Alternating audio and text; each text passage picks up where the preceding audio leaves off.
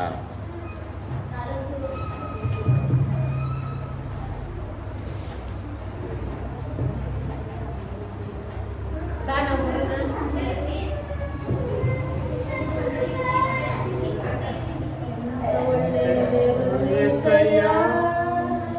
ಎಂತ ಒಳ್ಳೆ ದೇವರು యేసయ్య, ಚಿಂತೆಯೆಲ್ಲ ತೀರಿದೆಯ ನಿನ್ನ ಸೇವನು. ಎಂತ ಒಳ್ಳೆ ದೇವರು యేసయ్య, ನನ್ನ ಚಿಂತೆಯೆಲ್ಲ ತೀರಿದೆಯ ನಿನ್ನ ಸೇವನು. ಎಂತ ಒಳ್ಳೆ ದೇವರು యేసయ్ಯ, ಘೋರ ಪಾಪಿಯಾದ ನಾನು ನಿನ್ನಿಂದ ದೂರ ಹೋದಾಗ, ಘೋರ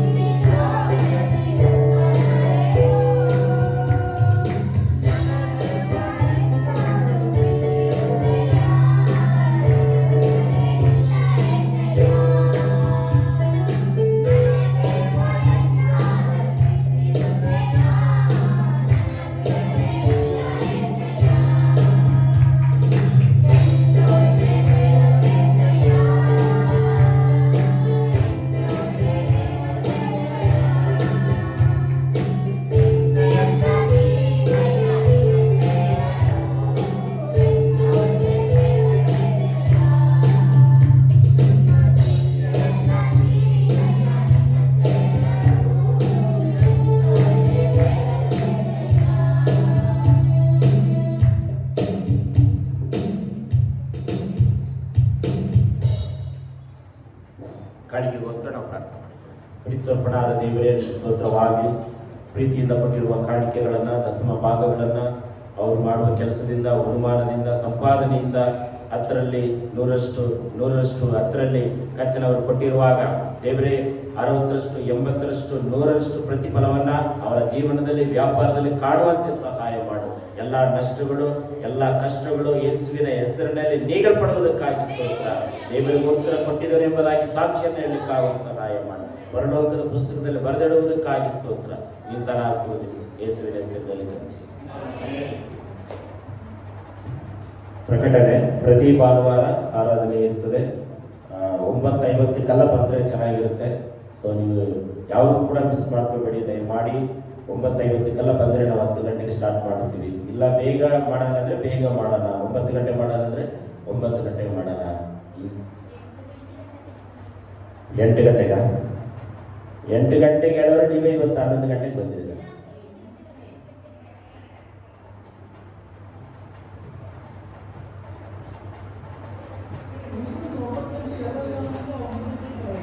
ಯಾಕಂದರೆ ಇವರು ಅಡುಗೆ ಮಾಡೋದು ಟಿಫನ್ ಮಾಡೋದು ಸ್ವಲ್ಪ ಲೇಟ್ ಆಗುತ್ತೆ ಅಂತ ಹೇಳಿದರು. ಸೊ ಅದು ಮತ್ತಷ್ಟು ಮಟ್ಟಿಗೆ ಬೇಗ ಬಂದರೆ ಬೇಗ ಹೋಗ್ಬೋದು. ಏನು ಬ್ರದರ್, ಮಂಜು ಬ್ರದರ್? ನೀವು 10 ಗಂಟೆಗೆ ಬಂದಿರಿ. ನಮ್ಮ ರಾಕೇಶ್ ಏನಂತಾರೆ 9 ಗಂಟೆಗೆಲ್ಲ ಬಂದರೆ ಚೆನ್ನಾಗಿರುತ್ತೆ ಅಂತಾರೆ. ರಾಕೇಶ್ ಬರೋದು ಅಂತಾರೆ, ಏನು ಮಲೇಶನ್ನ 9 ಗಂಟೆಗೆ.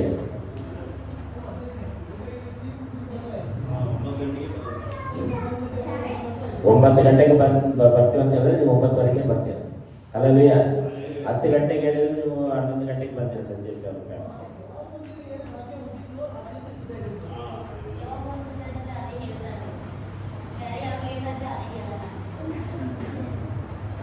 ಅಲ್ಲಲ್ಲಿಯ. ಸೊ ಹಾಗೆ ಬೇಗ ಬಂದರೆ ಬೇಗ ಮುಗಿಸ್ಕೊಂಡು ನಾವು ಹೋಗ್ಬೋದು.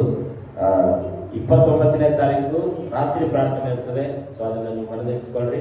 ರಾತ್ರಿಯ ಪ್ರಾರ್ಥನೆ 29ನೇ ತಾರೀಕು ಸೋಮವಾರ ಬರ್ತದೆ. ಸೋಮವಾರ ರಾತ್ರಿ 9ರಿಂದ 12 ಗಂಟೆ 1 ಗಂಟೆವರೆಗೂ ಪ್ರಾರ್ಥನೆ ಇರ್ತದೆ, ರಾತ್ರಿ ಪ್ರೇಯರ್. ಅದೇ ಟೈಮಲ್ಲಿ ಚರ್ಚಿನ ವಾರ್ಷಿಕೋತ್ಸವ ಇದೆ. ಸೊ ಅದಕ್ಕಾಗಿ ಪ್ರಾರ್ಥನೆ ಮಾಡಿರಿ. ಸೊ ಅದು ಬೆಳಗ್ಗೆ ಇಟ್ಟರೆ ಯಾರು ಬರಲ್ಲ, ಯಾಕಂದರೆ ಕೆಲಸ ಕಾರ್ಯಗಳೆಲ್ಲ ಇರುತ್ತೆ. ಸೊ ರಾತ್ರಿ ಪ್ರಾರ್ಥನೆ ಮಾಡೋಣ ಅಂದರೆ ಮಾಡೋಣ, ನೀವು ಹೆಂಗಂತೀರ ಹಂಗೆ. ಅಲ್ಲಲ್ಲಿಯ ರಾತ್ರಿ ಪ್ರಾರ್ಥನೆ ಮಾಡೋಣ.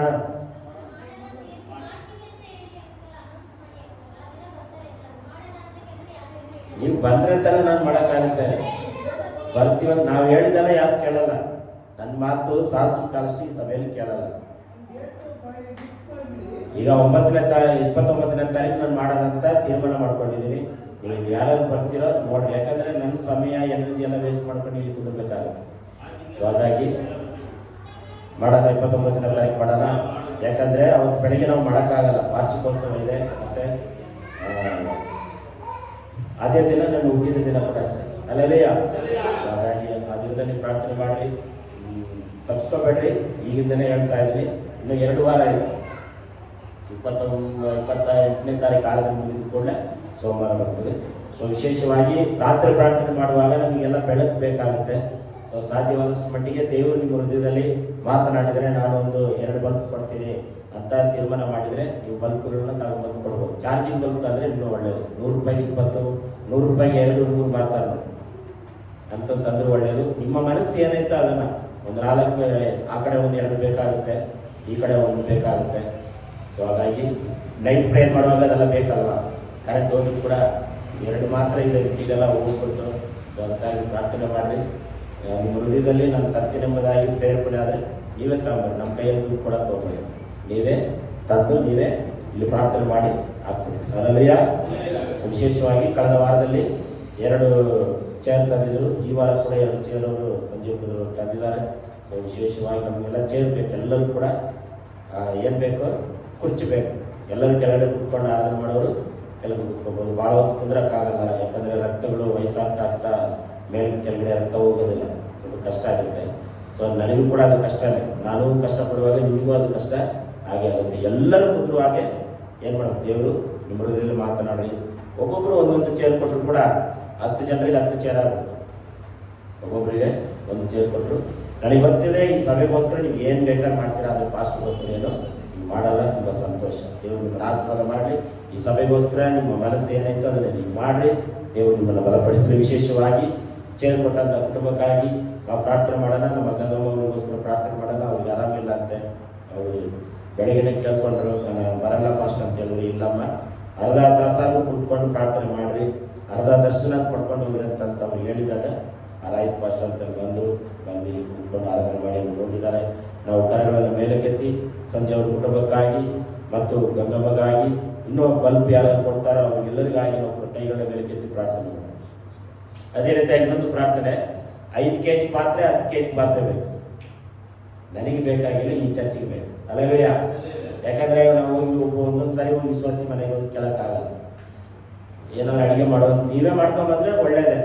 ಲಾಸ್ಟ್ ಟೈಮ್ ನಮ್ಮ ಗಂಗಮ್ಮ ಮಾಡ್ಕೊಂಬಂದ್ರಲ್ಲ, ಸ್ಟೀಲ್ ಪಾತ್ರೆಯಲ್ಲಿ ಅಡುಗೆ ಮಾಡಿಕೊಂಡು ಟೊಮೆಟೊ ಬಾತ್ ಆಗಲಿ, ಮಾವಿನ ಬಾತ್ ಆಗಲಿ, ಏನೋ ಒಂದು ಮಾವಿನ ರೈಸ್ ಆಗಲಿ, ಏನೋ ಒಂದು ಮಾಡ್ಕೊಂಡು ಪ್ರೀತಿಯಿಂದ ಮಾಡ್ಕೊಂಡು ಬರ್ತಾರೆ.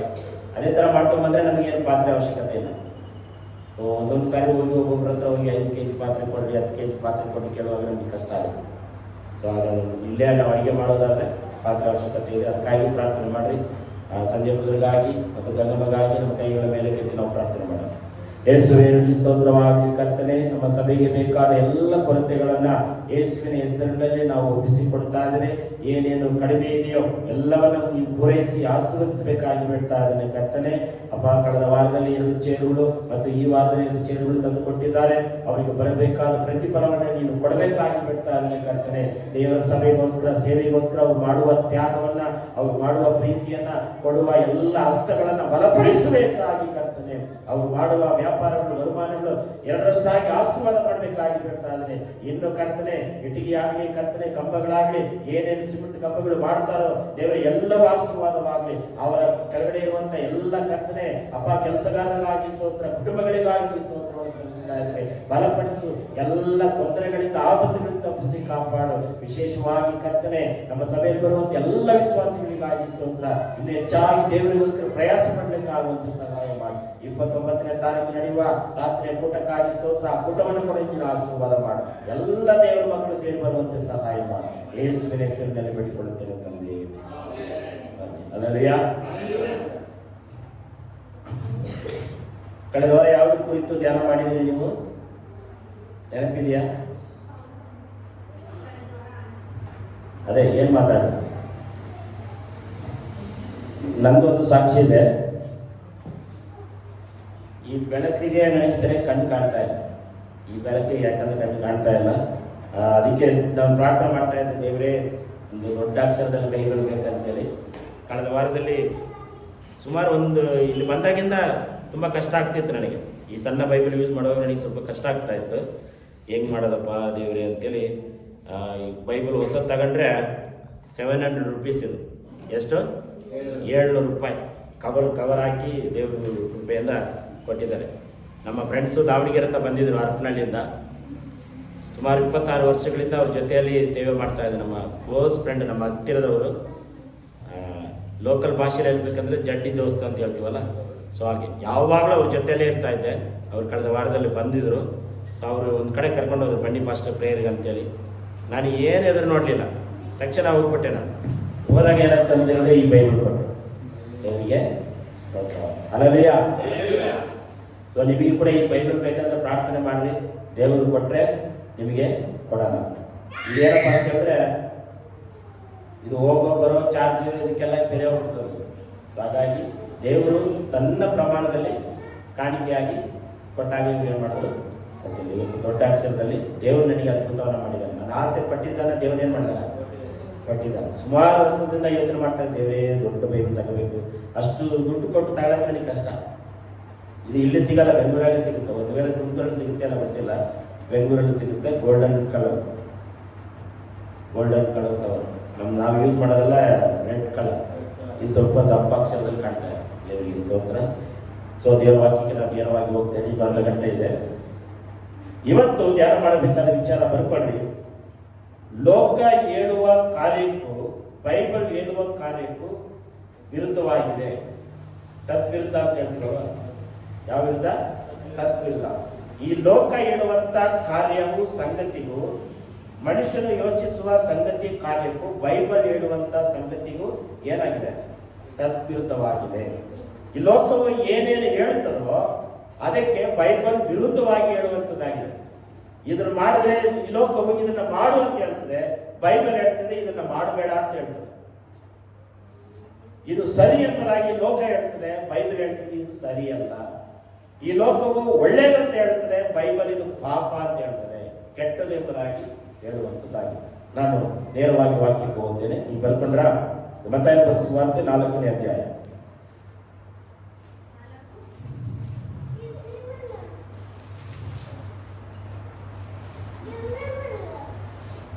1ನೇ ವಚನದಿಂದ.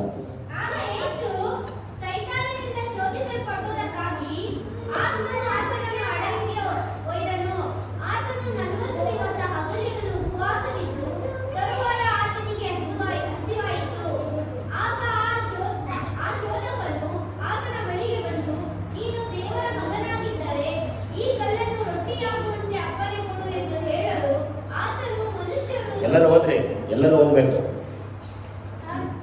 ನೋಡ್ಕೊಂಡು ಓದ್ತಾ ಇದಾರ ಬೈಬಲ್ ನೋಡ್ರಿ.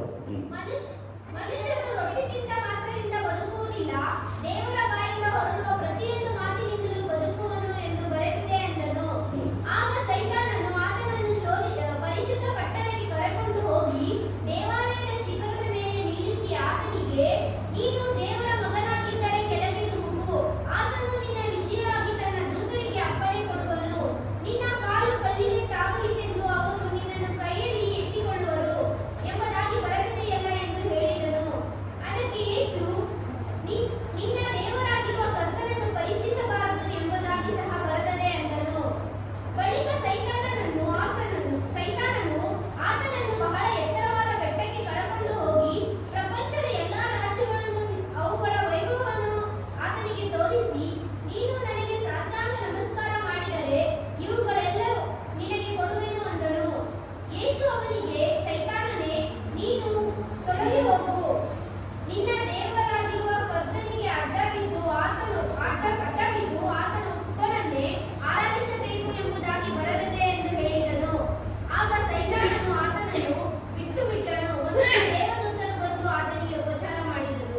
ಓಕೆ, ಇಲ್ಲಿ ಎರಡೆರಡು ವಿಚಾರವನ್ನ ನಾವು ನೋಡ್ತಾ ಇದ್ವಿ. ಒಂದು, ಈ ಲೋಕ, ಸೈತಾನನು, ಲೋಕದ ಮನುಷ್ಯರು ಹೇಳುವಂತ ವಿಚಾರ, ಇಲ್ಲಿ ಬೈಬಲ್ ಹೇಳುವಂತ ವಿಚಾರ. ಕರೆಕ್ಟಾ? ಇಲ್ಲಿ ಎರಡು ಸಂಗತಿಯನ್ನ ಬಿಟ್ಟು ಬೇರೆ ಯಾವುದು ನಾವು ಧ್ಯಾನ ಮಾಡ್ತಾ ಇಲ್ಲ. ಇದನ್ನ ಮಾಡು ಅಂತ ಹೇಳ್ತದೆ, ಈ ಕಡೆ ಬೈಬಲ್ ಮಾಡಬೇಡ ಅನ್ನೋದಾಗಿ ಹೇಳ್ತದೆ.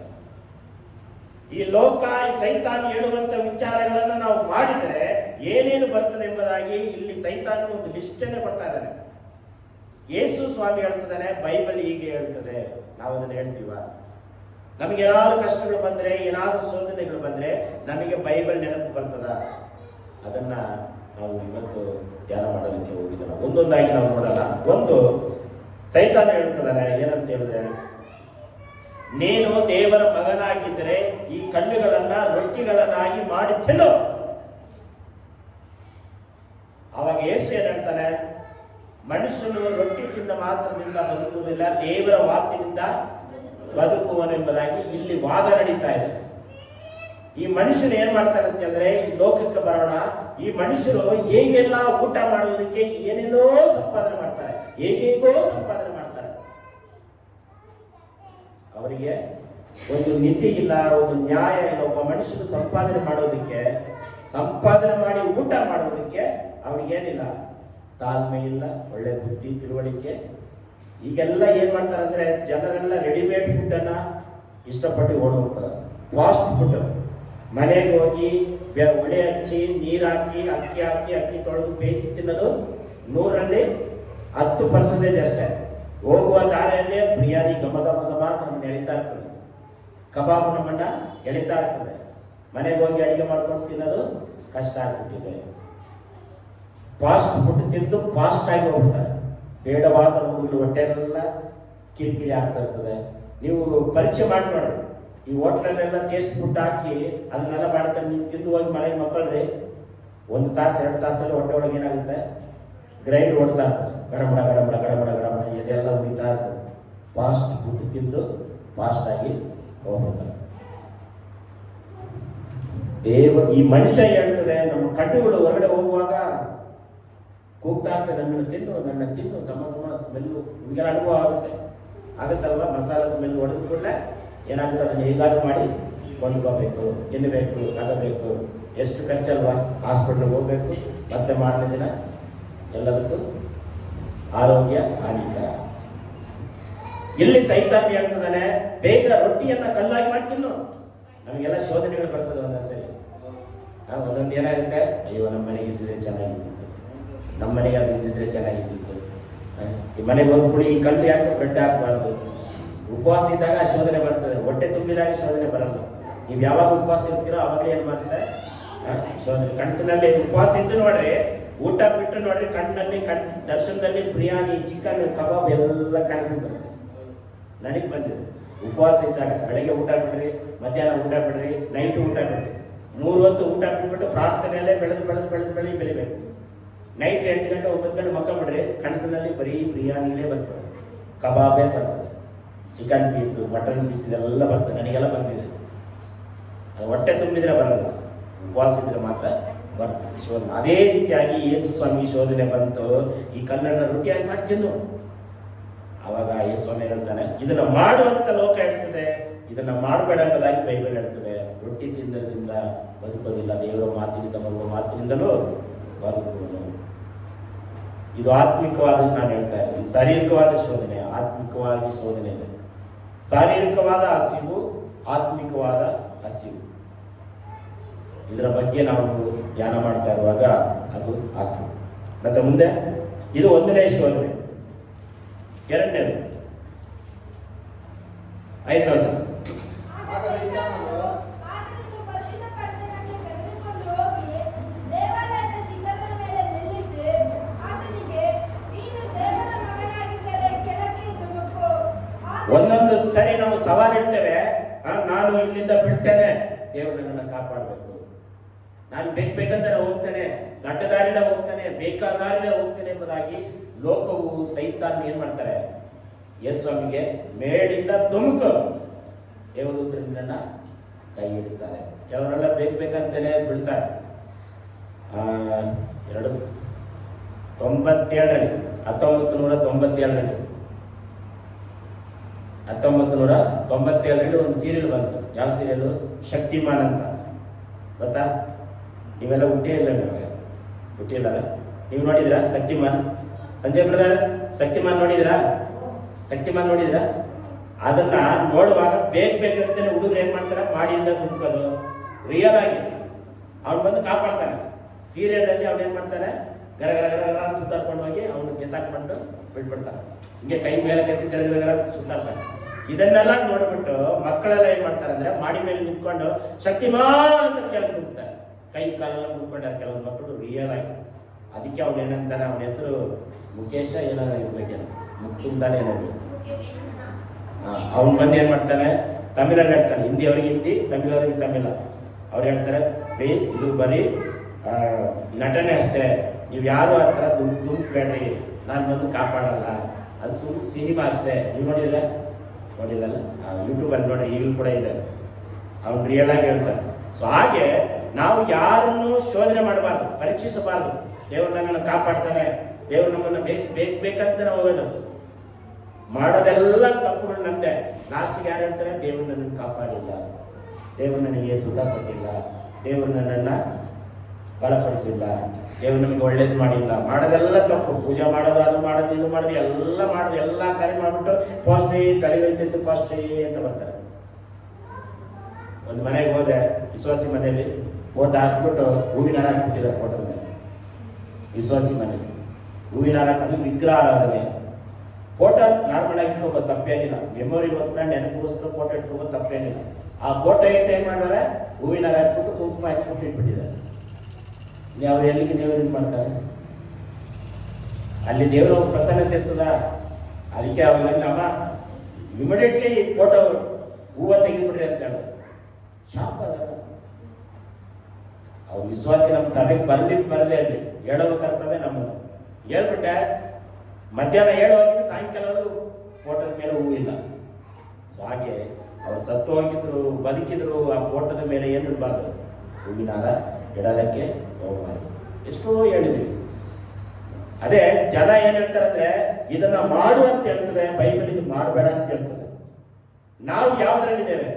ನಮಗೆ 2 ಮಾರ್ಗ ಇದೆ. ಒಂದು ಮಾಡಬೇಡ ಎನ್ನುವಂತ ಬೈಬಲ್ ಮಾರ್ಗದಲ್ಲಿ ಬೇಕಾ, ಮಾಡು ಎನ್ನುವಂತ ಈ ಲೋಕ ಮಾರ್ಗದಲ್ಲಿ ಹೋಗ್ಬೇಕಾ? ನಮ್ಗೆ ಯಾವ ಮಾರ್ಗ ಬೇಕು? ಅವ್ರು ಸಮಾಧಾನ ಇಲ್ಲ, ನೆಮ್ಮದಿ ಇಲ್ಲ, ತಲೆನೋವು ಅಂತೇಳಿ ಬಡುಕೊಂತ ಮಾಡಬೇಡಿ ಅಂತ ಹೇಳ್ತೀವಿ. ಪೂಜೆ ಎಲ್ಲ ಮಾಡ್ತಾರೆ, ಮಾಡಕ್ಕೆ ಹೋಗ್ಬಾರ್ದು. ಹಾಗೆ ಬೈಬಲ್ ಹೇಳುವುದಕ್ಕೆ ನಾವು ವಿರುದ್ಧವಾಗಿ ನಡೆಯಬಾರ್ದು. ಮತ್ತೆ 8ನೇ ವಚನ. ಬಳಿಕ ಸೈತಾನನು ಆತನನ್ನು ಬಹಳ ಎತ್ತರವಾದ ಪಟ್ಟಣಕ್ಕೆ ಕರೆದುಕೊಂಡು ಹೋಗಿ ಪ್ರಪಂಚದಲ್ಲಿರುವಂತ ಎಲ್ಲಾ ರಾಜ್ಯಗಳನ್ನು, ವೈಭವಗಳನ್ನು, ಸಂಪಾದನೆಗಳನ್ನು, ಹೆಚ್ಚಳವನ್ನ, ವರುಮಾನವನ್ನ, ಆಸ್ತಿ ಅಂತಸ್ತನ್ನ ನಿನಗೆ ಕೊಡುವೆನು. ನೀನೇನ್ ಮಾಡು, ನನಗೆ ಅಡ್ಡ ಬೀಳು, ಸಾಷ್ಟಾಂಗ ನಮಸ್ಕಾರ ಮಾಡು, ಈ ಪ್ರಪಂಚದಲ್ಲಿ ಎಷ್ಟೋ ಶ್ರೀಮಂತರಿದ್ದಾರೆ, ಅವರೆಲ್ಲ ಒಳ್ಳೇದು ಮಾಡಿ ಶ್ರೀಮಂತರಾಗಿದ್ದಾರ? ದೇವರನ್ನು ನಂಬಿಕೊಂಡು ಶ್ರೀಮಂತರಾಗಿದ್ದಾರ? ಇಲ್ಲ. ಈ ಲೋಕದ ಕಾರ್ಯಗಳಿಗೆ ಅಡ್ಡ ಬಿದ್ದು ನಮಸ್ಕಾರ ಮಾಡಿನೇ ಅವ್ರು ಸಂಪಾದನೆ ಮಾಡಿದ್ದಾರೆ. ಈ ಪ್ರಪಂಚದಲ್ಲಿ ಎರಡು ವಿಧವಾದ ಜನ ಇದ್ದಾರೆ. ಒಂದು ಸುಳ್ಳು ಹೇಳಿ, ಕಳ್ಳತನ ಮಾಡಿ, ಮೋಸ ಮಾಡಿ, ವ್ಯಾಪಾರ ಮಾಡಿ ಶ್ರೀಮಂತರಾಗ್ತಾರೆ. ಇನ್ನೊಂದು ತಂದೆ ತಾಯಿ ಆಸ್ತಿಯಿಂದಲೇ ಶ್ರೀಮಂತರಾಗಿರ್ತಾರೆ. ದೇವರ ಮಕ್ಕಳಾದಂತ ನಾವು ತಿಳ್ಕೊಂತೇವೆ, ನಾವು ಇಷ್ಟು ಅವ್ರು ಪ್ರಾರ್ಥನೆ ಮಾಡಿ ಶ್ರೀಮಂತರಾದ್ರು, ಪರಿಶುದ್ಧರಾಗಿ ಶ್ರೀಮಂತರಾದ್ರು ನಾವು ಜಡ್ಜ್ ಮಾಡೋಕ್ಕಾಗತ್ತಾ? ಇಲ್ಲ. ಇಲ್ಲಿ ಸೈತಾನ ಹೇಳ್ತದೆ, ನೀನು ನನಗೆ ಅಡ್ಡ ಬಿದ್ದರೆ ನಿನಗೆ ಎಲ್ಲವನ್ನ ಕೊಡ್ತಾನೆ. ನಿಮಗೆ ಆಸ್ತಿ ಬೇಕಾ, ಕಾರ್ ಬೇಕಾ, ಬಂಗ್ಲಾ ಬೇಕಾ, ಸೈತಾನಿಗೆ ಅಡ್ಡ ಬಿಡಿ, ಸೈತಾನ ಕೊಡ್ತಾನಂತ. ಅದಕ್ಕೆ ಇದನ್ನ ಮಾಡು ಅಂತ ಹೇಳ್ತದೆ. ಯೇಸು ಏನು ಹೇಳ್ತಾನೆ? ಸೈತಾನನೇ 10ನೇ ವಚನ.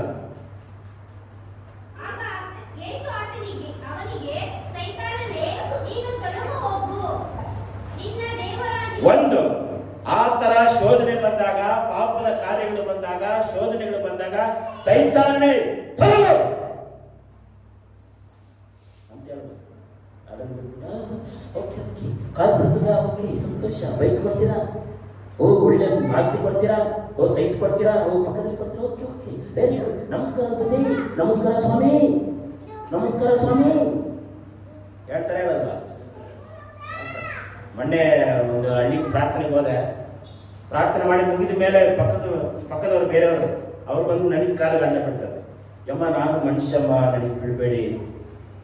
ಸೊ ಈ ಲೋಕದ ಜನ ಅಡ್ಡ ಬೀಳಕ್ಕೆ ಮುಂದೆ ಮನುಷ್ಯನ ಕಾಲಿಗೆ ಬೀಳ್ತಾರೆ. ಏನು ಬೇಕಾದ್ರೆ ಸಾಧನೆ ಮಾಡ್ತಾರೆ. ಒಬ್ಬ ಮನುಷ್ಯನ ಜೀವನ ಮಾಡ್ಬೇಕಂದ್ರೆ ಏನ್ ಬೇಕಾದ್ರೆ ಮಾಡ್ತಾನೆ, ಒಳ್ಳೇದು ಮಾತ್ರ ಮಾಡ.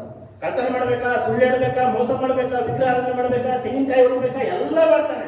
ಅವನಿಗೇನು ಬೇಕು? ವರಮಾನ ಬೇಕು, ಆಸ್ತಿ ಬೇಕು, ಅಂತಸ್ತು ಬೇಕು, ಎಲ್ಲ ಬೇಕು. ಅವನಿಗೆ ಬೇಕಾದ್ರೆ ಎಲ್ಲನೂ ಬೇಕು. ಈ ಸೈತಾನ್ ಶೋಧನೆ ನೋಡ್ರಿ, ಇದು ಅನ್ಯ ಜನಗಳು ಮಾತ್ರ ಅಲ್ಲ, ವಿಶ್ವಾಸಿಗಳಿಗೂ ಬಂದ್ಬಿಟ್ಟಿದೆ ಈಗ ಶೋಧನೆ. ವಿಶ್ವಾಸಿಗೆ ಏನಾಗ್ಬಿಟ್ಟಿದೆ? ಶೋಧನೆಗಳು ಬಂದ್ಬಿಟ್ಟಿದೆ. ಮೊನ್ನೆ ಒಂದ್ಸರಿ ರೇಷನ್ ಅಂಗಡಿಗೆ ಹೋಗಿದ್ದೆ ನಾನು. ಹೋಗ್ತಿದ್ದೆ ಮುಸ್ಲಿಮ್ಸ್ ಕೈ ಫುಲ್ಲು ಇದಾಗ್ಬಿಟ್ಟಾರ. ಮಾದ್ರಂಗಿ ಏನಂತಾರೆ, ಮೆಹಂದಿ ಹಾಕಿ ಬಂದ್ಬಿಟ್ಟಾರೆ. ಎಪ್ಪಟ್ಟೆ ಹಾಕಾಗ್ತಾ ಇಲ್ಲ. ಗಂಟೆಗೆ 1 ತಾಸು 2 ತಾಸು ನಿಂತ್ಕೊಂಡ್ಬಿಟ್ಟು ಕ್ಯೂವಲ್ಲಿ ಅಕ್ಕಿ ತಗೊಳಕ್ಕೆ ಆಗ್ತಾ ಇಲ್ಲ. ಅವ್ರ ತಂಗಿನ ಕರೆದ್ರು, ಮತ್ತೇನು ಅವ್ರ ಅಕ್ಕನ ಕರೆದ್ರು. ಅವ್ರ ಫ್ಯಾಮಿಲಿಯಲ್ಲಿ ಎಲ್ಲರೂ ಮೆಹಂದಿ ಹಾಕ್ಬಿಟ್ರೆ ಕೈಗೆ, ಎಪ್ಪಟ್ಟೆ ಬರ್ತಾ ಇಲ್ಲ. ಇಲ್ಲಿ ನಾವು ನಿಂತು ಸಾಕಾಗಿ, ಅಮ್ಮ ನೀವು ಹೋಗ್ರಮ್ಮ, ನಮ್ಗೆ ಟೈಮ್ ಆಯ್ತು ಅಂತೇಳಿ ಅವ್ರನ್ನ ಕಳ್ಸ್ಬಿಟ್ಟಿವಿ ನಾವು. ಒಂದು ಕೈಗಲ್ಲ, 2 ಕೈಗೂ ಮೆಹಂದಿ. ಚಲ ಚಲ ಚಲ ಚಲ ಚಲ. ಅನ್ಯ ಜನಗಳು ಮಾತ್ರ, ಕ್ರೈಸ್ತರು ಕೂಡ ಹಂಗೆ ಜಲ ಜಲ ಜಲ ಜಲ. ಕೈ ನೋಡಿದ್ರೆ ಸಾಕು, ಅದು ಇದು ಇರ್ತದ. ಅಂದ್ರೆ ಈ ಲೋಕ ಆಡಂಬರವನ್ನ ಇಷ್ಟಪಡುವವರು ಇದಕ್ಕೆ ಏನ್ ಮಾಡ್ತಾರೆ? ಹೋಯ್ತಾ ಇರ್ತಾರೆ. ಅದಕ್ಕೆ ಏನ್ ಹೇಳ್ತಾನೆ? ಸೈತಾನನೇ ತೊಲಗು, ದೇವರನ್ನ ಪರೀಕ್ಷೆ ಮಾಡಬಾರ್ದು ಎಂಬುದಾಗಿ. ಮುಂದೆ ಹೋದ್ರೆ, ಇನ್ನು ದೇವರಾಗಿರುವ ಕರ್ತನಿಗೆ ಅಡ್ಡ ಬಿದ್ದು ಆತನನ್ನೇ ಆರಾಧಿಸಬೇಕೆಂಬುದಾಗಿ ಬರೆದಿದೆ. ಸೈತಾನ ಅಡ್ಡ ಬಿಡಬಹುದಾಗಿತ್ತು, ಅಡ್ಡ ಬೀಳಲಿಲ್ಲ. ಬೈಬಲ್ ಬರೀತಾ ಇದೆ. ನಾವು ಬೈಬಲ್ ವಾಕ್ಯವನ್ನು ಹೇಳಬೇಕು. ಈಗ ನಮ್ಮ ಹತ್ರ ಎಲ್ಲ ಬಂದ್ರೆ ನಾವು ಬೈಬಲ್ ವಾಕ್ಯ ಹೇಳ್ತೀವಿ ಅಂತ ನಮ್ಮ ಹತ್ರ ಯಾರು ಫ್ರೆಂಡ್ಸ್ ಬಿಟ್ಕೊಳ್ಳಲ್ಲ. ಅರ್ಥ ಆಯ್ತಾ ಮಲ್ಲೇಶನ್ ಅವರೇ? ನೀವು ನಿಮ್ಮ ಜೊತೆ ಫ್ರೆಂಡ್ಸ್ ಆಗಿರೋರು ಯಾರು ಗೊತ್ತಾ? ಪಾಪ ಮಾಡೋರು, ದ್ರೋಹ ಮಾಡೋರು, ಇವರೆಲ್ಲ ನಿಮ್ಮ ಫ್ರೆಂಡ್ಸ್ ಆಗಿರ್ತಾರೆ. ನೀವು ಯಾವಾಗ ದೇವರ ವಾಕ್ಯ ಹೇಳ್ತೀರೋ ಆವಾಗಲೇ ಫ್ರೆಂಡ್ಶಿಪ್ ಏನಾಗುತ್ತೆ? ಯಾವಾಗ ನೋಡ್ರಿ ಬೈಬಲ್ ಬಗ್ಗೆ ಹೇಳ್ತೀಯಲ್ಲಪ್ಪ, ತಪ್ಪು ಮಾಡಬೇಡ, ಸುಳ್ಳು ಹೇಳ್ಬೇಡ ಅಂಬೋದಾಗಿ ನೀವು ಹೇಳ್ರಿ, ಬೈಬಲ್ ಹೇಳ್ತದೆ ಸುಳ್ಳು ಹೇಳ್ಬಾರ್ದಂತ. ಆ ಮನುಷ್ಯ ಏನಪ್ಪ ಯಾವಾಗ ನೋಡಿದ್ರು ಬೈಬಲೇ ಹೇಳ್ತಾರೆ. ನಮ್ಮ ಹತ್ರ ಸಂಪರ್ಕ ಇಟ್ಕೊಳ್ಳೋದಿಲ್ಲ. ಅದಕ್ಕೆ ಅವ್ರು ತೊಳಗಿ ಹೋಗ್ಲಿ. ಸೈತಾನ್ ಹೇಳ್ತಾನೆ, ನೀನು ನನಗೆ ಅಡ್ಡ ಬಿದ್ದರೆ ಈ ಐಶ್ವರ್ಯಗಳನ್ನ ಕೊಡ್ತೇನೆ. ಇದು ಮಾತ್ರನಾ? ಈ ಲೋಕ ಇದು ಮಾತ್ರ ಹೇಳ್ತಾ ಇದೆಯಾ? ಏನ್ ಹೇಳ್ತದೆ? ಒಂದು ರೊಟ್ಟಿಯನ್ನ ಕಲ್ಲಾಗಿ ಮಾಡ್ತೀನೋ, 2ನೇದು ಮೇಲಿಂದ ತುಮುಕು ಕಾಪಾಡ್ತಾರೆ, 3ನೇದು ನನಗೆ ಅಡ್ಡ ಬೀಳು, ನಿನಗೆ ಸಕಲ ಐಶ್ವರ್ಯವನ್ನ ಕೊಡ್ತೀನಿ ಎಂಬುದಾಗಿ. ಇದು ಇಷ್ಟೇನಾ? ಈ ಲೋಕ ಹೇಳೋದು ಇಷ್ಟೇನಾ? ಇನ್ನೇ ಹೇಳ್ತದಲ್ಲ. ಓಕೆ, ಮುಂದೆ ಹೋದ್ರಿ. ಮತ್ತೆ ಸುವಾರ್ತೆ 23:11 ವಚನ. ಈ ಲೋಕ ಏನ್ ಹೇಳ್ತದಂದ್ರೆ, ಎಚ್ಚರವಾಗಿರು, ಉನ್ನತವಾಗಿರು, ಅಭಿವೃದ್ಧಿ ಆಗಿರು, ಎಲ್ಲದರಲ್ಲೇ ನೀನು ಹೆಚ್ಚಿನವನಾಗಿರು, ಹೆಮ್ಮೆ ಪಡುವವನಾಗಿರು.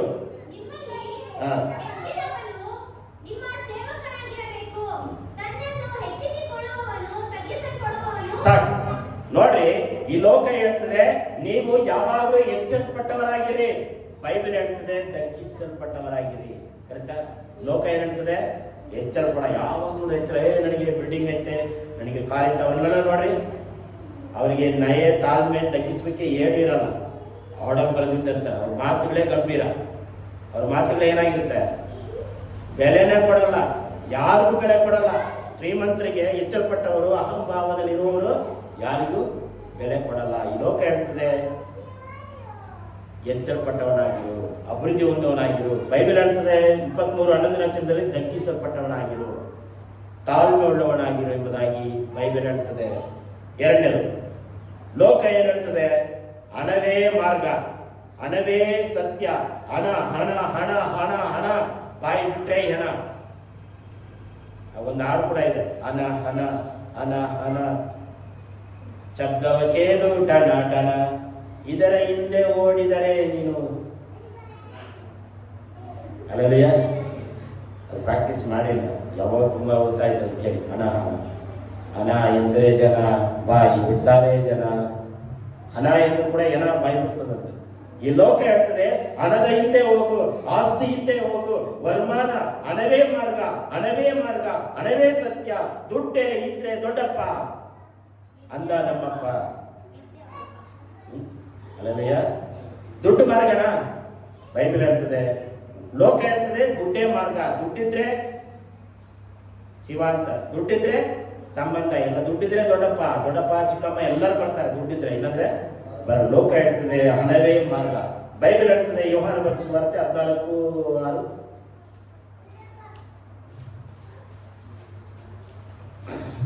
ಯೋಹಾನ 14:6,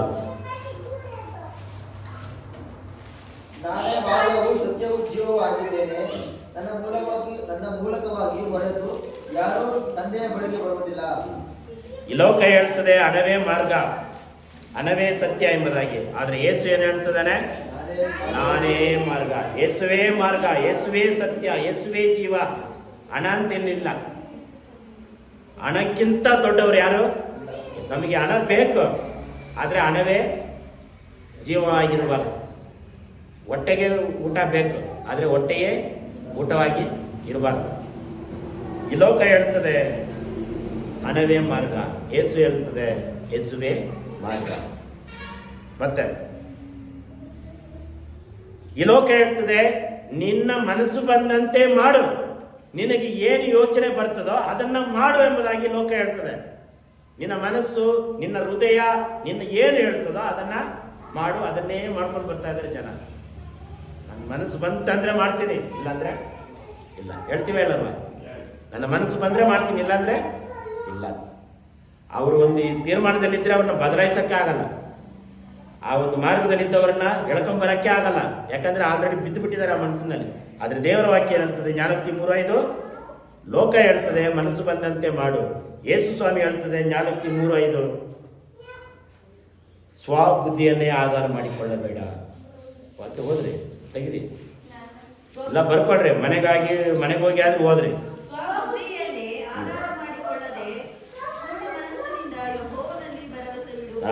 ಸ್ವಂತ ಮನಸ್ಸು, ಸ್ವಬುದ್ಧಿಯನ್ನು ಆಧಾರ ಮಾಡಿಕೊಳ್ಳಬೇಡ. ಲೋಕ ಹೇಳ್ತದೆ ಮನಸ್ಸು ಬಂದಂತೆ ಮಾಡು. ಯೇಸು ಸ್ವಾಮಿ ಹೇಳ್ತದೆ, ಬೈಬಲ್ ಹೇಳ್ತದೆ ಸ್ವಬುದ್ಧಿಯನ್ನು ಆಧಾರ ಮಾಡಿಕೊಳ್ಳಬೇಡ. ಮನಸ್ಸು ದೇವರನ್ನೇ ಏನ್ ಮಾಡೋದು? ಅವಲಂಬಿಸಿಕೊಳ್ಳು, ಆಶ್ರಯಿಸಿಕೊಳ್ಳು ಎಂಬುದಾಗಿ ಬರೆಯಲ್ಪಟ್ಟಿದೆ. 4ನೇದಾಗಿ, ಈ ಲೋಕಕ್ಕೆ ನೀನು ಯಾರು ಎಂದು ತೋರಿಸು. ನೀನು ಯಾರಂತ ಪ್ರೂಫ್ ಮಾಡು. ಜನ ಹೇಳ್ತಾರೆ ಹೇಳಲ್ವ, ನೀನು ಯಾರು, ನೀನು ಎಂಥವನು, ನೀನು ಯಾರು ಎಂಬುದಾಗಿ ಲೋಕಕ್ಕೆ ಪ್ರೂಫ್ ಮಾಡು, ಸ್ಥಾಪಿಸು ಮಾಡು. ಈ ಲೋಕ ಏನು ಹೇಳ್ತದೆ? ಮಾಡು ಮಾಡು ಮಾಡು ಅಂತ ಹೇಳ್ತೀನಿ. ನೀನು ಯಾರಂತ ತೋರಿಸು. ನಾನು ಯಾರಂತ ತೋರಿಸ್ಲಾ? ಕೆಲವರೆಲ್ಲ ಏನು ಮಾಡ್ತಾರೆ, ಹಿಂಗೆ ಮಾಡ್ಕೊಂಡು ನಾನು ಯಾರಂತ ತೋರಿಸ್ತೇನೆ ಎಂಬುದಾಗಿ ಹೇಳ್ತಾರೆ. ದೇವರ ವಾಕ್ಯ ಹೇಳ್ತದೆ ಮತ್ತಾಯ 28:18 ಬರ್ಕೊಡ್ರಿ, ಮನೆಗೆ ಹೋಗಿ ಹೋದ್ರಿ ನೀವು. ಮತ್ತಾಯ 28:10, ಈ ಲೋಕಕ್ಕೆ ಯಾರೆಂತ ಯೇಸುವನ್ನ ತೋರಿಸ್ಬೇಕಂತೆ. ನಮ್ಮನ್ನಲ್ಲ, ನಮ್ಮ ಆಸ್ತಿಯನ್ನಲ್ಲ, ನಮ್ಮ ಅಂತಸ್ತಲ್ಲ, ನಮ್ಮ ವರುಮಾನವನ್ನಲ್ಲ, ನಮ್ಮನ್ನ ಲೋಕಕ್ಕೆ ತೋರಿಸುವಂಥದ್ದಲ್ಲ. ಯೇಸುವನ್ನ ಸಾರಿರಿ, ಯೇಸುವನ್ನ ತೋರಿಸಿರಿ, ಯೇಸುವನ್ನ ಪ್ರಕಟಿಸಿರಿ ಎಂಬುದಾಗಿ ಯೇಸು ಸ್ವಾಮಿ ಹೇಳ್ತಿದ್ದಾನೆ. ಮತ್ತಾಯ 28:18-20. ಆಗ ಯೇಸು, ಪರಲೋಕದಲ್ಲಿಯೂ ಭೂಲೋಕದಲ್ಲಿಯೂ ಎಲ್ಲ ಅಧಿಕಾರವು ನನಗೆ ಕೊಡಲ್ಪಟ್ಟದೆ. ಆದ್ದರಿಂದ ನೀವು ಹೊರಟು ಹೋಗಿ ಎಲ್ಲ ದೇಶಗಳ ಜನರನ್ನು ಶಿಷ್ಯರನ್ನಾಗಿ ಮಾಡಿರಿ. ಸಾಕು. ಯೇಸು ಸ್ವಾಮಿ ಹೇಳಿರುವಂಥದ್ದು ನಮ್ಮನ್ನ ತೋರಿಸುವಂಥದ್ದಲ್ಲ, ನಮ್ಮ ಸ್ವಭಾವಗಳನ್ನ ತೋರಿಸುವಂಥದ್ದಲ್ಲ, ನಮ್ಮ ಆಸ್ತಿ ಹಣವನ್ನ ತೋರಿಸುವಂಥದ್ದಲ್ಲ. ಯೇಸುವನ್ನ ತೋರಿಸು, ಯೇಸುವನ್ನ ಪ್ರಕಟಿಸಿರಿ.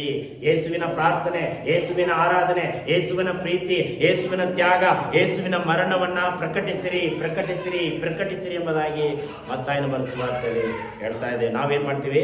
ನಮ್ಮನ್ನೇ ತೋರಿಸ್ತಾ ಇದ್ದೀವಿ, ನಮ್ಮ ಕೆಲಸ ಕಾರ್ಯಗಳೇ ತೋರಿಸ್ತಾ ಇದ್ದೀವಿ.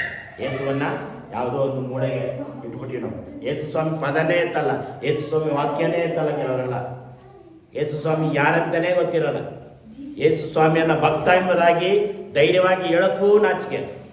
ನಾನು ಯೇಸು ಕ್ರಿಸ್ತನ ಭಕ್ತ ಎಂಬುದಾಗಿ ಹೇಳೋದಕ್ಕೂ ನಾಚಿಕೆ. ಬೈಬಲ್ ಓದ್ಕೊಂಬರಕ್ಕೂ ನಾಚಿಕೆ. ಇಷ್ಟು ದೊಡ್ಡ ಬೈಬಲ್ ಎಲ್ಲಿ ಓದ್ಕೊಂಡು ಹೋಗೋದಪ್ಪ ನಾನು? ಇಷ್ಟು ದೊಡ್ಡ ಬೈಬಲ್ ಓದ್ಕೊಂಡು ಹೋಗೋದು ಕಷ್ಟ ಅಲ್ವಾ? ಓದ್ಕೊಂಡು ಹೋಗ್ಲೇಬೇಕು, ಏನು ಮಾಡೋಕ್ಕಾಗಲ್ಲ, ನಾಚಿಕೊಬಿಡೋಕ್ಕಾಗಲ್ಲ. ಕೆಲವರೆಲ್ಲ ಪಾಕೆಟ್ ಬೈಬಲ್ ಬಂದ್ಬಿಟ್ಟಿದೆ, ಜೋಬಿಲ್ ಇಟ್ಕೊಂಡ್ಬಿಡ್ತಾರೆ. ಅದನ್ನು ಇಟ್ಕೊಳ್ಳಲ್ಲ, ಮೊಬೈಲ್ ಇಟ್ಕೊಳ್ತಾರೆ ಬೈಬಲ್ ಕಟ್ಟ ಕಟ್ಟ ಕಟ್ಟ ಕಟ್ಟ ಅಂತ. ಅಲ್ಲಯ್ಯ, ಯೇಸುವನ್ನ ಈ ಲೋಕಕ್ಕೆ ನಮ್ಮನ್ನ ತೋರಿಸುವಂಥದ್ದಲ್ಲ, ಯೇಸುವನ್ನ ತೋರಿಸಿರಿ. ಮತ್ತೆ ಈ ಲೋಕ ಹೇಳ್ತದೆ 5ನೇದಾಗಿ, ಈ ಲೋಕದಲ್ಲಿ ಏನಾದ್ರೂ ಧರಿಸಿಕೋ, ಯಾವ ಸ್ವಭಾವದಲ್ಲಾದ್ರೂ ಜೀವನ ಮಾಡು, ಏನಾದ್ರೂ ಧರಿಸ್ಕೋ. ರೇಷ್ಮೆ ಸೀರೆ ಬೇಕಾ? ಬಂಗಾರದ ಒಡವೆ ಬೇಕಾ? ಬಂಗಾರದ ಸೀರೆ ಕೂಡ ಬಂದ್ಬಿಟ್ಟಿದೆ ಈಗ. ಬಂಗಾರದ ಒಡವೆ, ಬಂಗಾರದ ಸೀರೆ ನೋಡಿದಿರಾ? ಬಂಗಾರದ ಸೀರೆ ಅದು ಕೂಡ ಬಂದ್ಬಿಟ್ಟಿದೆ. ಅದನ್ನು ಕೂಡ ಧರಿಸ್ಕೋ. ಯಾರು ಹೇಳೋದು? ಈ ಲೋಕ ಹೇಳ್ತದೆ. ಆದ್ರೆ ಯೇಸು ಸ್ವಾಮಿ ಏನು ಹೇಳ್ತಾನೆ? ಕೊಲೋಸ್ಯ 3:12 ಬರ್ಕೊಳ್ಳಿ. ಕನಿಕರ, ತಾಳ್ಮೆ, ಪ್ರೀತಿ, ಸಮಯ, ದಮೆ. ಹೀಗಿರಲಾಗಿ ನೀವು ದೇವರಿಂದ ಆರಿಸಿಕೊಂಡವರು ಪ್ರತಿಷ್ಠರು ಪ್ರಿಯರು ಆಗಿರುವುದರಿಂದ ಕನಿಕರ, ದಯೆ, ದೀನಭಾವ, ಸಾತ್ವಿಕತ್ವ, ದೀರ್ಘಶಾಂತಿ ಎಂಬ ಸದ್ಗುಣಗಳನ್ನು ಧರಿಸಿಕೊಳ್ಳಿರಿ. ಒಳ್ಳೆ ಗುಣಗಳನ್ನ ಧರಿಸ್ಕೋಬೇಕಂತೆ. ರೇಷ್ಮೆ ಸೀರೆ ಧರಿಸ್ಕೊಳ್ಳೋದು ಮುಖ್ಯ ಅಲ್ಲ, ಬಂಗಾರದ ಸ್ಯಾರಿ ಧರಿಸ್ಕೊಳ್ಳೋದು ಮುಖ್ಯ ಅಲ್ಲ. ಒಂದು ವೇಳೆ ಇದ್ರೆ ಧರಿಸ್ಕೊಳ್ರಿ, ಬೇಡ ಅನ್ನಲ್ಲ. ದುಡ್ಡು ಇತ್ತಂದ್ರೆ ಬಂಗಾರದ ದೇವಸ್ಥಾನ ನೋಡಿರ? ಬಂಗಾರದಲ್ಲೇ ಗೋಪುರ ಮಾಡ್ಕೊಂಡಿದ್ದಾರೆ. ಬಂಗಾರ ದೇವಸ್ಥಾನ ಎಲ್ಲಿದೆ? ಗೋಲ್ಡನ್ ಟೆಂಪಲ್ ಎಲ್ಲಿದೆ? ಮೈಸೂರಲ್ಲ, ಗೋಲ್ಡನ್ ಟೆಂಪಲ್ ಬೇರೆ ಸ್ಟೇಟ್. ತಮಿಳ್ನಾಡಲ್ಲಿ ವೇಲೂರಲ್ಲಿದೆ. ವೇಲೂರು ತಮಿಳ್ನಾಡಲ್ಲಿ ಯೂಟ್ಯೂಬಲ್ಲಿ ನೋಡ್ರಿ, ಗೋಲ್ಡನ್ ಟೆಂಪಲ್. ಯೂಟ್ಯೂಬಲ್ಲಿದೆ, ಸರ್ಚ್ ಮಾಡಿ, ಗೋಲ್ಡನ್ ಟೆಂಪಲ್ ವೇಲೂರು ಪಟ್ಟಣದಲ್ಲಿದೆ. ಹಾಗೆ ಅದೆಲ್ಲ ಏನು ಪ್ರಯೋಜನ? ಗೋಲ್ಡನ್ ಟೆಂಪಲ್, ಗೋಲ್ಡನ್ ಡ್ರೆಸ್ ಹಾಕಿದ್ರೆ ಏನು ಪ್ರಯೋಜನ? ಒಳ್ಳೆ ಗುಣ ಇಲ್ಲದಿದ್ರೆ. ಲೋಕ ಹೇಳ್ತದೆ ಇದನ್ನ ಧರಿಸ್ಕೋ, ಆಡಂಬರ ವಸ್ತ್ರ, ಆಡಂಬರವಾಗಿರೋ. ಕೆಲವರು ಒಂದು ಬಂಗಾರ ಹಾಕೋದಿಲ್ಲ, 10 ಚೈನ್ ಹಾಕೊಂಡ್ಬಿಡ್ತಾರೆ. 10 ಚೈನ್ ಹಾಕೊಂಡ್ಬಿಡ್ತಾರೆ ಒಂದೇ ಸರಿ ಬಿಡ್ತಾವ. ಮದುವೆ ಫಂಕ್ಷನ್ಗಳಲ್ಲಿ ನೋಡ್ರಿ, ಅವ್ರು ಅದಕ್ಕಾಗಿ ತೋರ್ಸಕ್ಕಾಗೆ ಬರೋದು. ಇದೀಗ ಬಂಗಾರ 2 ತೊಳೆ 3 ತೊಳೆ ಅತ್ತೆ ಕೊಟ್ಟರು, ಮಾವ ಕೊಟ್ಟರು, ತಂಗಿ ಕೊಟ್ಟರು, ಸೋದರ ಮಾವ ಕೊಟ್ಟರು, ಬರೀ ಇದನ್ನೇ ಹೇಳ್ಕೊಂತಿರ್ತಾರೆ. ಪಾಪ ಬಡವರು ಬಂದಿರ್ತಾರೆ, ಅವ್ರು ಏನು ನೋಡ್ತಿರ್ತಾರೆ, ಕುತ್ತಿಗೆನೇ ನೋಡ್ತಿರ್ತಾರೆ. ನಾನು ತೆಗಿಬೇಕಲ್ಲ, ನಮ್ಮ ಹತ್ರ ಇಲ್ಲ ನೋಡಿ, ವಾಚ್ ಕೂಡ ಇಲ್ಲ ನನ್ನ ಹತ್ರ. ಉಂಗುರ ಒಬ್ಬನ ಏನು ಮಾಡ್ಬಿಟ್ಟಾನ, 5 ಬೆರಳಿಗೂ ಹಿಂಗೆ ತೋರಿಸ್ತಾ ಇದ್ದಾನೆ, ಉಂಗುರ ಹಾಕ್ಕೊಂಡು ತೋರಿಸೋದು. ನಾನು ಉಂಗುರ ಧರಿಸ್ಕೊಂಡಿದ್ದೀನಿ, ಮಕ್ಕಳೆಲ್ಲ ಹಿಂಗೆ ತೋರಿಸೋದಿಗೆ ಬಂಗಾರ ಇದೆ ಅಂತ ತೋರಿಸ್ಕೊಳ್ಳೋದು. ಆದರೆ ಯೇಸು ಸ್ವಾಮಿ ಏನು ಹೇಳ್ತಾನೆ? ಸದ್ಗುಣಗಳನ್ನು ಧರಿಸಿಕೊಳ್ಳಿರಿ, ಸಮಯ, ಧನ್ಮೆ, ಅದು ಮುಖ್ಯ. ಒಳ್ಳೆ ಗುಣಗಳು. ಮತ್ತು ಬೈಬಲ್ ಹೇಳ್ತದೆ ಇದನ್ನ ಧರಿಸಿಕೊಳ್ಳ್ರಿ. ಕೊಲೋಸ್ಯ 3:12 ಮನೆಗೆ ಹೋಗಿ ಓದ್ಕೊಳ್ರಿ. ಮತ್ತೆ ಈ ಲೋಕ ಹೇಳ್ತದೆ, ರೋಗಿ ಆಗಿದ್ರೆ, ಕಾಯಿಲೆ ಆಗಿದ್ರೆ, ಸಮಸ್ಯೆ ಆಗಿದ್ರೆ ನೀನು ಎಲ್ಲಿಗೆ ಹೋಗೋ? ಲೋಕ ಹೇಳ್ತದೆ ನೀನು ಒಂದು ವೇಳೆ ರೋಗಿ ಆಗಿದ್ರೆ, ಕಾಯಿಲೆ ಆಗಿದ್ರೆ, ಸಮಸ್ಯೆ ಬಂದಿದ್ರೆ, ರೋಗ ಬಂದಿದ್ರೆ ನೀನು ಎಲ್ಲಿಗೆ ಹೋಗಂತ ಹೇಳ್ತದೆ ಲೋಕ? ಆಸ್ಪತ್ರೆಗೆ ಹೋಗು, ಮೆಡಿಕಲ್ಗೆ ಹೋಗು, ದವಾಖಾನೆಗೆ ಹೋಗು, ಆರೋಗ್ಯ ಪ್ರಾಥಮಿಕ ಕೇಂದ್ರಕ್ಕೆ ಹೋಗು ಅಂತ ಹೇಳ್ತದೆ. ಆದ್ರೆ ಬೈಬಲ್ ಏನು ಹೇಳ್ತದೆ? ಓದಿ, ಏನು ಹೇಳ್ತದೆ ಬೈಬಲು? ಈ ಲೋಕ ಏನು ಹೇಳ್ತದೆ? ಆಸ್ಪತ್ರೆಗೆ ಹೋಗು ಅಂತ ಹೇಳ್ತದೆ. ಬೈಬಲ್ ಏನು ಹೇಳ್ತದೆ?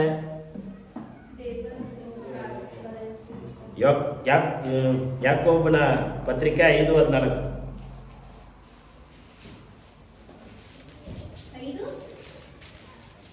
14-15. ಅವನು ನಿಮ್ಮಲ್ಲಿ ಅಸ್ವಸ್ಥನಾಗಿರುವವನು ಇದ್ದಾನೋ ಅವನು ಸಭೆ ಹಿರಿಯರನ್ನು ಅವನು ಡಾಕ್ಟರನ್ನು ಕರೆಯಲಿ, ಸಭೆಯ ಸಭೆ ಡಾಕ್ಟರನ್ನ ಕರೆಯಲಿ. ಸಭೆ ಡಾಕ್ಟರ್ ಬಂದು ಇಂಜೆಕ್ಷನ್ ಮಾಡಲಿ, ಗ್ಲುಕೋಸ್ ಡಿಟಿ ಹಾಕ್ಲಿ, BP ಶುಗರ್ ಚೆಕ್ ಮಾಡಲಿ ಅಂತ ಬರೆಯಲ್ಪಟ್ಟಿದೆಯಾ? ಏನಿದೆ? ಸಭೆ ಹಿರಿಯರನ್ನು ಕರೆಕಳುಹಿಸಲಿ, ಅವರು ಕರ್ತನ ಹೆಸರಿನಿಂದ ಆತನಿಗೆ ಎಣ್ಣೆ ಹಚ್ಚಿ ಅವನಿಗೋಸ್ಕರ ದೇವರನ್ನು ಪ್ರಾರ್ಥಿಸಲಿ. ಸಾಕು ನೋಡ್ರಿ, ನಿಮಗೆ ಆರಾಮಿಲ್ಲ ಅಂದ್ರೆ ತಲೆನೋವಾಗ್ಲಿ, ಸೊಂಟ ನೋವುಗಳಾಗ್ಲಿ, ಕಾಲು ನೋವಾಗ್ಲಿ, ಏನೇ ನೋವು ಬರಲಿ, ನೀವು ಕೊಬ್ಬರಿ ಎಣ್ಣೆ ಬಾಟ್ಲು 10 ರೂಪಾಯಿ ತಗೊಂಬಂದು ಇಲ್ಲಿಟ್ಟು ಪ್ರಾರ್ಥನೆ ಮಾಡ್ರಿ ಅಂತ ಹೇಳ್ತದೆ. ನಾನು ಹೇಳ್ತಾ ಇಲ್ಲ. ಇದುವರೆಗೂ ನಾನು ಬಂದು 1 ವರ್ಷ ಆಗ್ತದೆ, ಯಾರು ಎಣ್ಣೆ ಕೊಟ್ಟು ಪ್ರಾರ್ಥನೆ ಮಾಡಿಸ್ಕೊಂಡಿರ? ನಿಮ್ಮಲ್ಲಿ ರೋಗ ಬಂದ್ರೆ, ಕಾಯಿಲೆ ಬಂದ್ರೆ ಏನು ಮಾಡಂತ ಬೈಬಲ್ ಹೇಳ್ತದೆ. ನಾನು ಹೇಳ್ತಾ ಇಲ್ಲ, ನನ್ನ ಮಾತು ಯಾವ ಕೆಳಕ್ಕೆ ಹೋಗ್ಬೇಡ್ರಿ. ಬೈಬಲ್ ಮಾತು ಕೇಳ. ಯಾವ ಪಾಸ್ಟ್ ಏನು ಹೇಳಿದ್ರು ಮಾತು ಕೆಳಕ್ಕೆ ಹೋಗ್ಬೇಡ್ರಿ. ಬೈಬಲ್ ಏನು ಹೇಳ್ತದೆ ಅದು ನಂಬಿಕೆ. ನಾನು ಆಸ್ಪತ್ರೆಗೆ ಹೋಗಲ್ಲ, ಅಷ್ಟೇ ಎಣ್ಣೆ ತಗೊಂಡಿದ್ದೀನಿ. ಬೈಬಲ್ ಹೇಳ್ತದೆ. ಯಾಕೋಬನ ಬರೆದ ಪತ್ರಿಕೆ 5ನೇ ಅಧ್ಯಾಯ 14ನೇ ವಚನದಲ್ಲಿ ಬರೆಯಲ್ಪಟ್ಟಿದೆ, ನಿಮ್ಮಲ್ಲಿ ಯಾವನಾದರೂ ಅಸ್ವಸ್ಥನಾಗಿದ್ರೆ, ರೋಗಿಯಾಗಿದ್ರೆ ಸಭೆ ಹಿರಿಯರನ್ನ ಕಳಿಸಿ ಎಣ್ಣೆ ಹಚ್ಚಿ ಪ್ರಾರ್ಥನೆ ಮಾಡ್ರಿ. ನಂಬಿಕೆಯಿಂದ ಮಾಡಿದ ಪ್ರಾರ್ಥನೆ ನಾನು ಹೇಳ್ತಾ ಇದ್ದೀನ, ವಾಕ್ಯ ಹೇಳ್ತದೆ. ಅದು ನಂಬಿಕೆ. ನೀವು ಒಂದು ವೇಳೆ ನಂಬಿಕೆ ಇಟ್ಟು ಒಂದು ಸಣ್ಣ ಬಾಟ್ಲು 10 ರೂಪಾಯಿ ಬಾಟ್ಲು ಕೊಬ್ಬರಿ ಎಣ್ಣೆ ತಗೊಂಬಂದು ಇಲ್ಲಿ ಇಟ್ಟು ಪ್ರಾರ್ಥನೆ ಮಾಡಿ ನೀವು ಹಚ್ಕೊಳ್ರಿ. ತಲೆನೋವ, ಹೊಟ್ಟೆ ನೋವ, ಏನು ನೋವಾಗಲಿ ಹಚ್ಕೊಂಡ್ರೆ ದೇವ್ರ ನಂಬಿಕೆ ಇದ್ರೆ ವಾಸಿ ಮಾಡ್ತಾನೆ. ಅಪನಂಬಿಕೆ ಇದ್ರೆ ಇಲ್ಲ, ಸುಮ್ಮನೆ ಎಣ್ಣೆ ಹಚ್ಕೊಂಡು ಹೋದಂಗೆ. ಅಲ್ಲಯ್ಯ, ಲಾಸ್ ಏನಾಗಲ್ಲ. ಲಾಸ್ ಆಗುತ್ತಾ? 10 ರೂಪಾಯಿ ಕೊಬ್ಬರಿ ಎಣ್ಣೆ ಲಾಸ್ ಆಗುತ್ತಾ? ನಂಬಿಕೆ. ನಿಮ್ಮ ನಂಬಿಕೆ ಇದ್ರೆ ಏನಾಗುತ್ತೆ? ಮತ್ತೆ 15ನೇ ವಚನ, ನಂಬಿಕೆಯಿಂದ ಮಾಡಿದ ಪ್ರಾರ್ಥನೆಯು ರೋಗಿಯನ್ನು ರಕ್ಷಿಸುವುದು, ಕರ್ತನು ಅವನನ್ನು ಎಬ್ಬಿಸುವನು, ಮತ್ತು ಪಾಪ ಮಾಡಿದವನಾಗಿದ್ದರೆ ಅದು ಪರಿಹಾರವಾಗುವುದು. ಹೀಗಿರಲು ನೀವು ಸ್ವಸ್ಥವಾಗಬೇಕಾದರೆ ನಿಮ್ಮ ಪಾಪಗಳನ್ನು ಒಬ್ಬರಿಗೊಬ್ಬರು ಅರಿಕೆ ಮಾಡಿ ಒಬ್ಬರಿಗೋಸ್ಕರ ಒಬ್ಬರು ದೇವರನ್ನು ಪ್ರಾರ್ಥಿಸಿರಿ. ನೀತಿವಂತನು ಅತ್ಯಾಸಕ್ತಿಯುಳ್ಳ ವಿಜ್ಞಾಪನೆಯು ಬಹುಬಲವಾಗಿದೆ. ಸಾಕು ನೋಡ್ರಿ, ಕೆಲವರೆಲ್ಲ ಏನು ಮಾಡ್ತಾರಂದ್ರೆ ಒಳ್ಳೇದಾಗಬೇಕು, ಅದಾಗಬೇಕು, ಇದಾಗಬೇಕು, ದೂರ ಹೋಗ್ತಿರ್ತಾರೆ. ದೊಡ್ಡ ಪಾಸ್ಟ್ ಬೇಕು. ನಮಗಿಂತ ದೊಡ್ಡವ್ರು ಯಾರಿದ್ದಾರೆ? ಯಾರಿಲ್ಲ. ನಾವು ಪ್ರಾರ್ಥನೆ ಮಾಡಿದ್ರೆ ವಾಸಿ ಆಗುತ್ತೆ ಅಂತ ನಂಬಬೇಕು. ಕೆಲವರೆಲ್ಲ ಏನು ಮಾಡ್ತಾರೆ, ತಲೆನೋವು ಫಸ್ಟೇ ಅಂತಾರೆ. ತಲೆನೋವೇ ಹೋಗಲ್ಲ. ಸೈತಾನ್ ತಲೆನೋವು ಬೇರೆ, ನಿದ್ರೆ ಮಾಡದಿರುವಂಥ ತಲೆನೋವು ಬೇರೆ. ತಲೆನೋವಲ್ಲಿ 2 ತಲೆನೋವಿದೆ. ಅರ್ಧ ತಲೆನೋವು, ಮುಕ್ಕಾಲು ತಲೆನೋವು, ಕಾಲು ಭಾಗ ತಲೆನೋವು, ನಿದ್ರೆಗೆಟ್ಟಿರುವ ತಲೆನೋವು, ನಿದ್ರೆ ಮಾಡದಿರುವಂಥ ತಲೆನೋವು, ಭಯದಿಂದ ಬರುವ ತಲೆನೋವು, ರೋಗದಿಂದ ಬರುವ ತಲೆನೋವು, ಸೈತಾನದಿಂದ ಬರುವ ತಲೆನೋವು. ಇದೆಲ್ಲ ತಲೆನೋವುಗಳು ಬೇರೆ ಬೇರೆ ಇದೆ. ಯಾವುದೇ ತಲೆನೋವಿದ್ರು ಕೂಡ ಎಣ್ಣೆ ಹಚ್ಚಿ ಪ್ರಾರ್ಥನೆ ಮಾಡಿದ್ರೆ ವಾಸಿ ಮಾಡ್ತಾನಂತ ದೇವರು. ಒಂದು ವೇಳೆ ಹೇಳ್ಬೋದಾಗಿತ್ತಲ್ಲ, ಡಾಕ್ಟ್ರ್ ವೈದ್ಯನ ಹತ್ರ ತೋರಿಸು, ಅದು ಕೂಡ ಹೇಳ್ತಾ ಇದೆ. ನಿನ್ನ ಮೈಯನ್ನ ವೈದ್ಯನ ಹತ್ರ ತೋರಿಸು, ಆಮೇಲೆ ಯಾಜಕನ ಹತ್ರ ತೋರಿಸಿ ಕಾಣಿಕೆಯನ್ನು ಕೊಡು ಎಂಬುದಾಗಿ ಬರೆಯಲ್ಪಟ್ಟಿದೆ. ಆದರೆ ಇಲ್ಲಿ ನಿಮ್ಮಲ್ಲಿ ಯಾವನಿಗಾದರೂ ವಾಸಿಯಾಗಿದ್ದರೆ ಲೋಕ ಏನು ಹೇಳ್ತಾರೆ, ಆಸ್ಪತ್ರೆಗೆ ಹೋಗು, TT ಇಂಜೆಕ್ಷನ್ ಹಾಕೋ, ಸ್ಕ್ಯಾನರ್ ಮಾಡು, full A to Z blood checkup ಮಾಡು, ಅದು ಮಾಡು, ಇದು ಮಾಡು ಅಂತ ಹೇಳ್ತಾರೆ. ಬೈಬಲ್ ಹೇಳ್ತದೆ, ಪ್ರಾರ್ಥನೆ ಮಾಡು, ಎಣ್ಣೆ ಹಚ್ಚಿ ಪ್ರೇಯರ್ ಮಾಡು, ಪಾಪ ಪರಿಹಾರಕ್ಕಾಗಿ ಆರೈಕೆ ಮಾಡು. ಲೋಕ ಹೇಳುತ್ತದೆ, ಬೈಬಲ್ ಹೇಳ್ತದೆ ಮಾಡಬೇಡ, ಇದು ಮಾಡು ಅಂತದೆ, ಇಲ್ಲಿ ಮಾಡಬೇಡ ಅಂತ ಹೇಳ್ತದೆ. ನಾವು ಯಾವುದನ್ನು ಮಾಡ್ತಾ ಇದ್ದೀವಿ? ಕೊನೆಯದಾಗಿ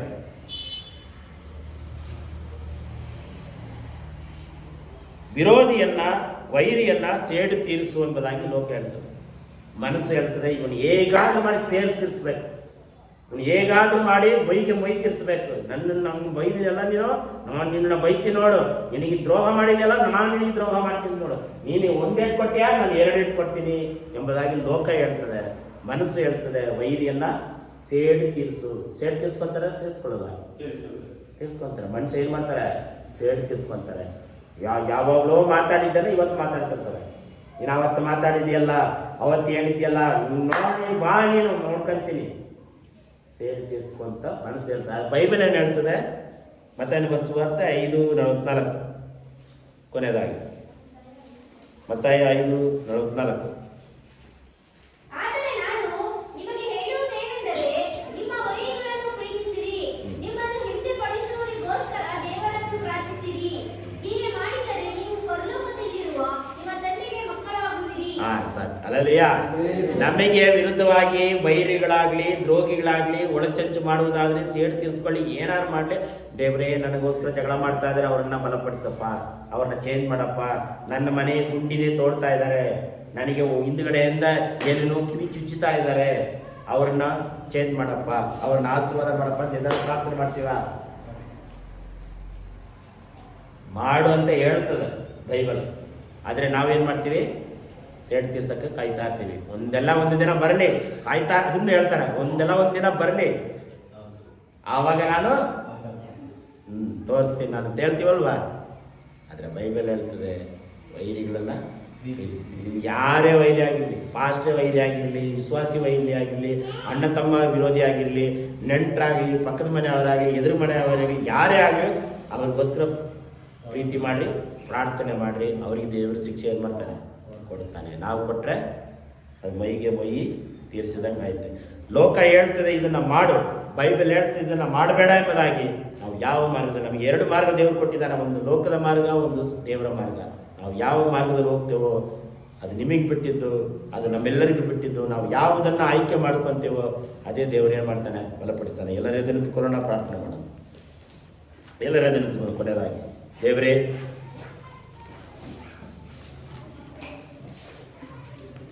ನಾನು ಒಳ್ಳೆ ಮಾರ್ಗವನ್ನು ಸೆಲೆಕ್ಟ್ ಮಾಡಬೇಕು, ಆಯ್ಕೆ ಮಾಡಬೇಕೆಂಬುದಾಗಿ ನಾವು ಅರಿಕೆ ಮಾಡೋಣ.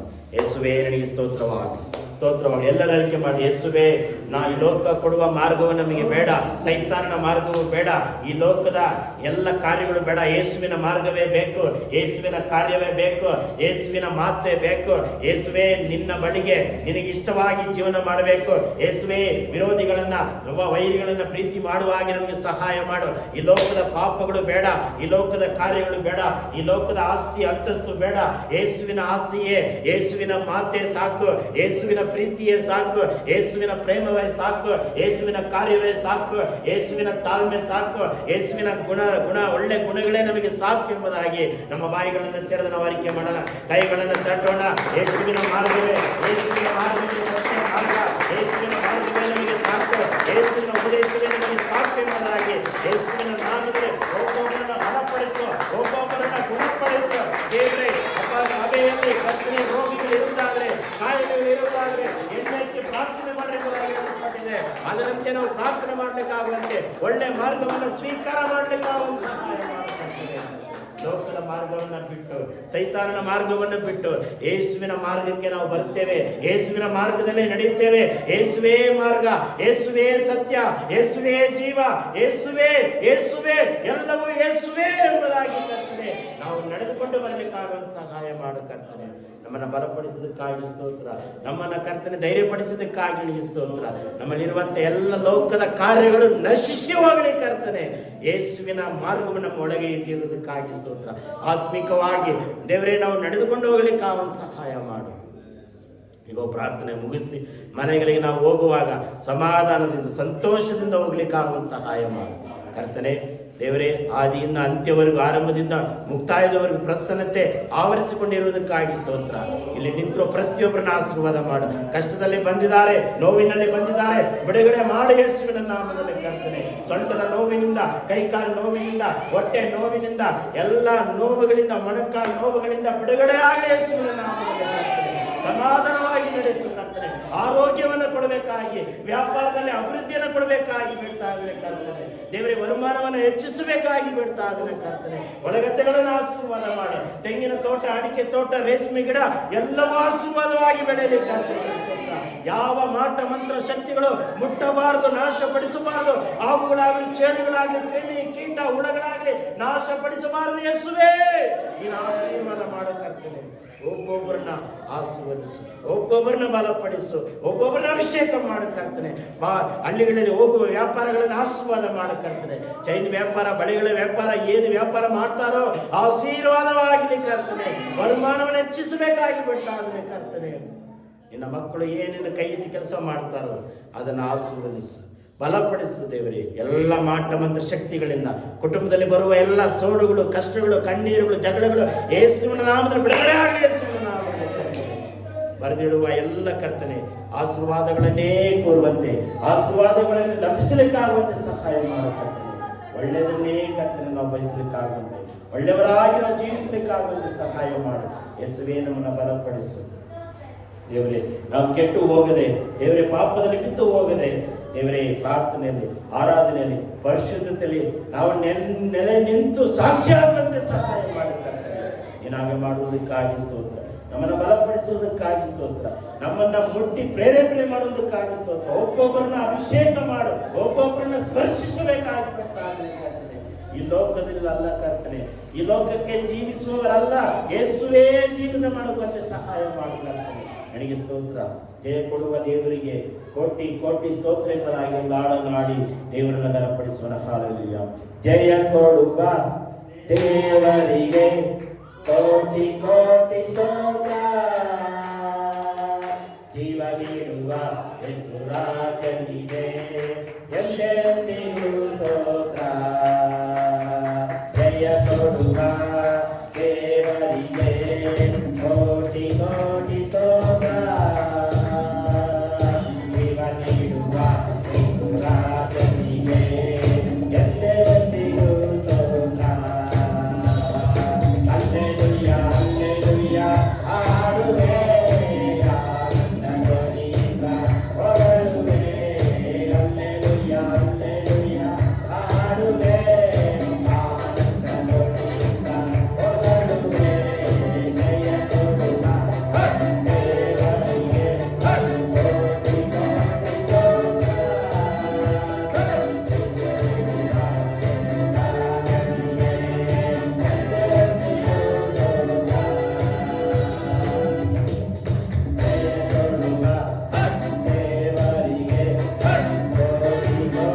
ಸ್ತೋತ್ರ.